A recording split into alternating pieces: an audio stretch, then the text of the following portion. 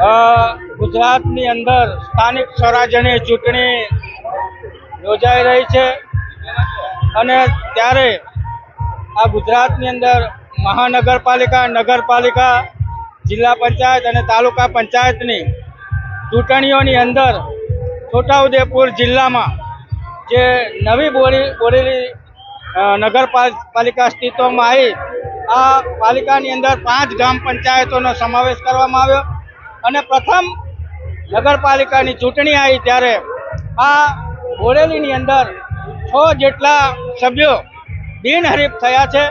ત્યારે ભારતીય જનતા પાર્ટીના તમામ કાર્યકર્તાઓને હું અભિનંદન આપું છું અને શુભેચ્છા પાઠવું છું કે નગરપાલિકાનું નવી અસ્તિત્વ છે અને પ્રથમ વખત જ ભારતીય જનતા પાર્ટીનો ભગવો લહેરાયો છે। ત્યારે ફરીથી સૌને ખૂબ ખૂબ શુભેચ્છાઓ।